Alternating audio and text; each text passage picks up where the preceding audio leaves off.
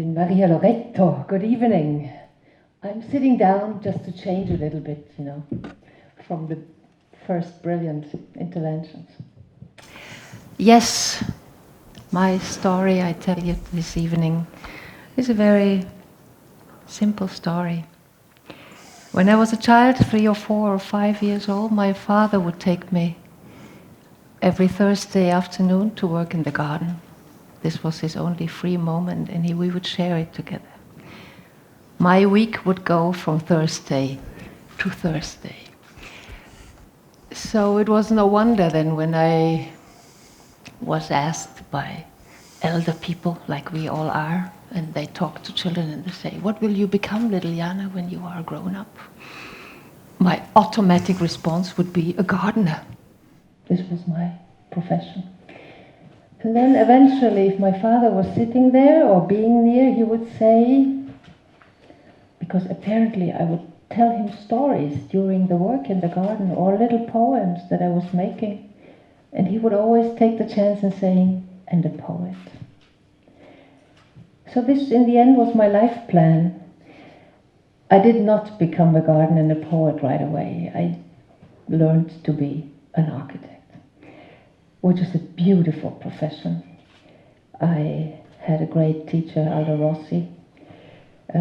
I worked with him in university, taking my PhD, my habilitation in Venice, and then eventually he died.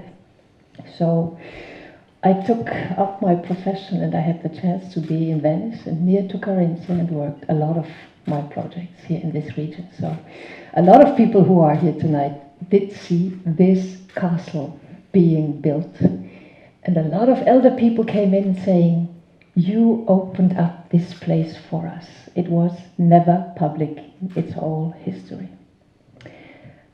So in 2005, I was called back to academic life as a professor for architects and design in Sweden, and I decided to make up a masterclass, an international and interdisciplinary masterclass of urban design, of sustainable architecture and urbanism. So this theory is already nearly 5 years on that we are working on it with my PhD students and master students, and this is the preview I give you today.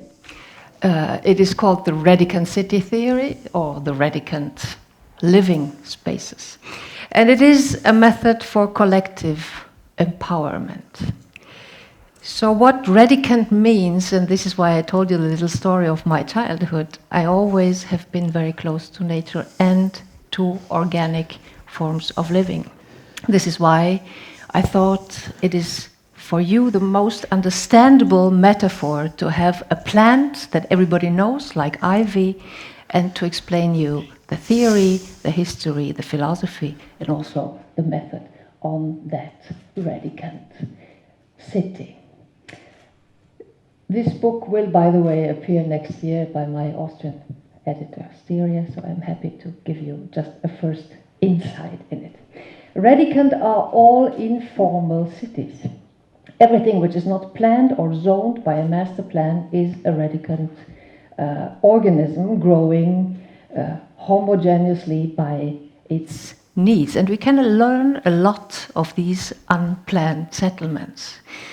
A Radicant city is to be regenerative, the condition that all our planned cities have to adopt in the next 30 years to make it possible to give living space for 5 billion people in the coming 30 years. A Radicant environment is self-sufficient, it is self-responsible, and we have to learn getting back to be self-responsible of our actions. A Radicant place is inclusive. Here you see how much we can learn from the other cultures. And it is convertible. As this castle is convertible and has been, and will always be, I hope, a Radicant space is not sticking to a monument status. It is converting following your needs. So, historically, up to the industrial age, we lived in agropolis settlements. Agropolis means little cities that were consequently following the needs of their hinterland. It was a symbiosis between the living space, the topography, the geography, and the condition of the potential of the city as, of course, a motor of civil rights. With the industrial age, we became a linear metabolism, very bad. Any plant has a linear metabolism. We did not care anymore about how much we consume or where do we put the rubbish of all of these consumerism. So Petropolis is the cities, the planned cities that we are actually still living in. And I'm fighting, of course, with this theory to get you all and us all to create ecopolis together, which will have a circular metabolism, taking very great care about what we use and taking even more care about what we throw away, which is a topic that we still totally eclipse from our consciousness.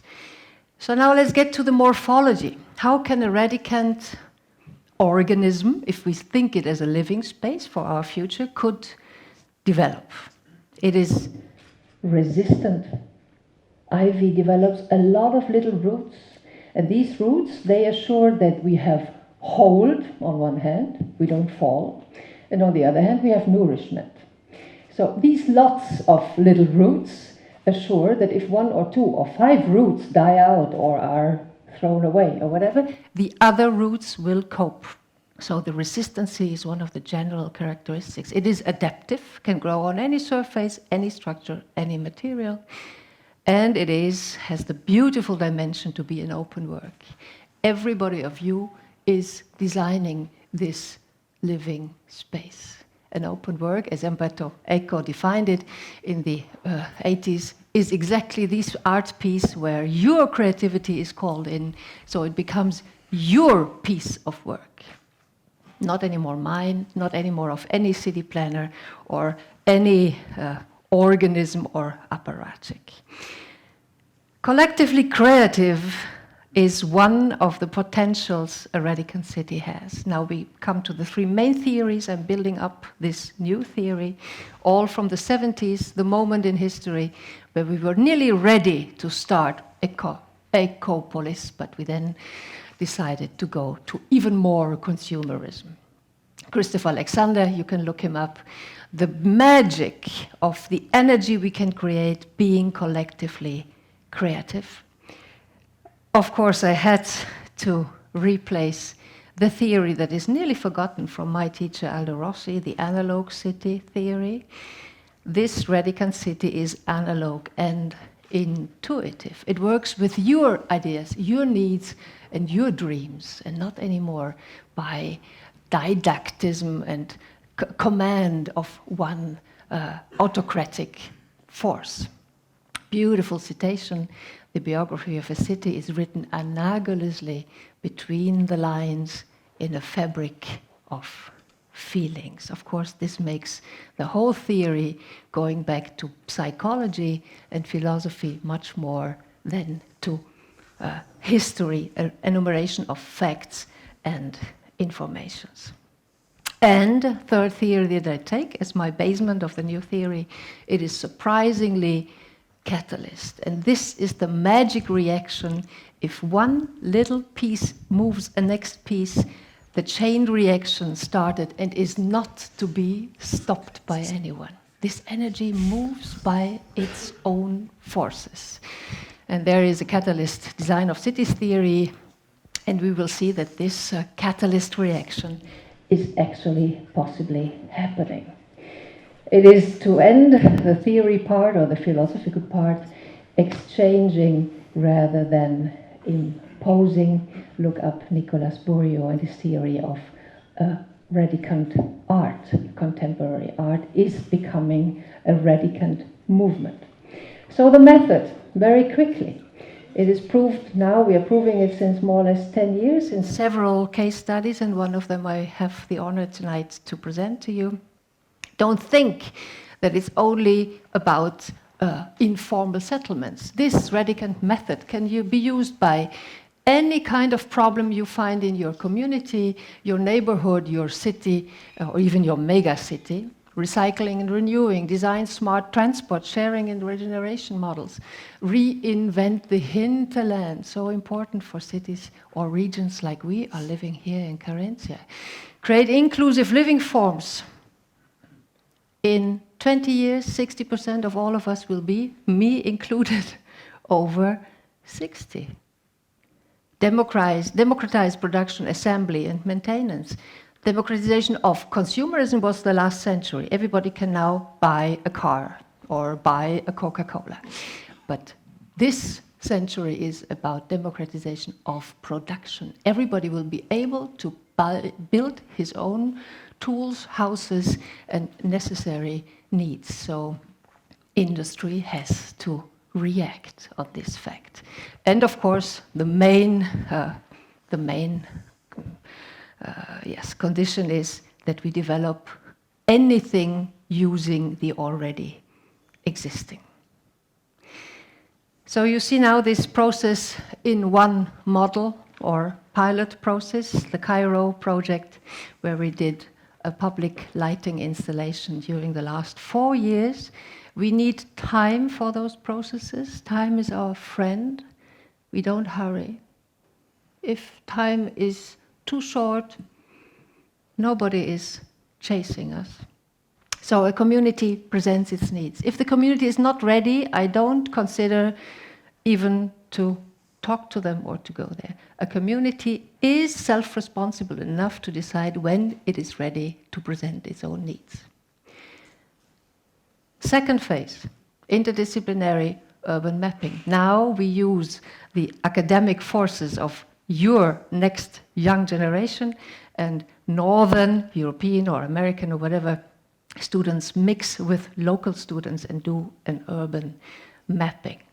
The participatory design laboratory is the moment where these mapping results come to a little intervention, as little as it is, but we move from the plan to the build model. We risk that. It's not always a success story. And 4, if we are lucky, the catalyst chain reaction of policies will happen. So in all these, the diva architect is not required anymore, because all is about to activate your potential. We are just the catalysts in this process. But we welcome the new character of architects, planners, landscapers, human geographers, social scientists, human scientists, the architect companion. Garbage City in Cairo in 2009, they presented themselves in front of the foundation that I created. And they said their goal was, we want to become the first ecopolis of Africa. They are already the first circular economy working exclusively with the garbage that they take from this 25 million mega city. There are 6 of these communities in the city texture, and they made a fortune out of this business. But now they want to become the first ecologic circular society. So it was an enormous, of course, aim and need that was presented.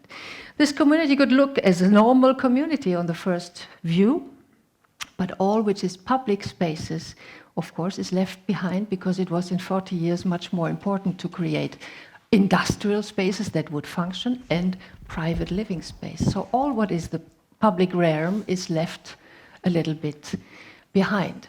We would analyze this, the dangerous situation on the streets due to the transport. Day and night, the garbage is driven into the area, sorted, elaborated, and then stocked, and in the end sold. The arrival city, the people that come from Upper Egypt, still into the community. The net differentiation between women's work, which is sorting garbage, and men's work, which is elaborating industrially the garbage.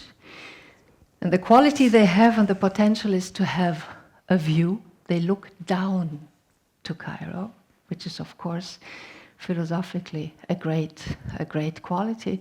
And they have of course, now building higher and higher and higher, they have at least these moment of silence out of the dirt and of the noise on the rooftops of their own buildings. And there the young people have one hobby, a beautiful hobby, to breed the pigeons, the worthful pigeons. So this is one thing that really takes them out for some hours in the week of their very tough daily life. And they have their faith. And faith can protect you in difficult times and difficult years and more than years. Interdisciplinary urban mapping, we started this period, which took 2 years in 2010, trying to adopt, of course, this mixing of disciplines, but also of ethnical groups, of religious groups, also of background of the students. They had to present and discuss their questions in front of very critical groups. They had to formulate their questions, because innovation is not taking a lot of facts, but is to raise the right questions in front of people who would watch them badly. But dialogue and negotiation then leads to a synthesis. And we know that the most said item was, I want to see my street lighted. So after 2 years of student work, we then switched, thanks to Locus, to the Participatory Design Laboratory. Bijoy Jain, who is a designer and architect who for years worked with recycled materials in India, he came, the plan was clear by the students, it was set, gender development by technical skills, and place the photovoltaic energy as a true radical political vision. And so we did. This workshop went on. The metal was found as the best material. The women started to work, first time in their history, they started to work with male materials. Of course, the first results then, they give you some energy and some hope. The solar project was done in the meantime. The roof was set to place these solar cells. And in this moment, the process was interrupted, because somebody said that these solar plants will burn the whole village. What do you do in this moment? Is there a solar engineer here with us? I am not. There was an engineer from Ain Shams University sitting in this conversation. And after 2 hours, I said, what do I do now? I stop the process? No. I signed a paper saying that it won't burn the village. Thanks God, it did not burn. Solar cells were installed. The process went on. We installed the lights. We set them up. They would really work with solar energy.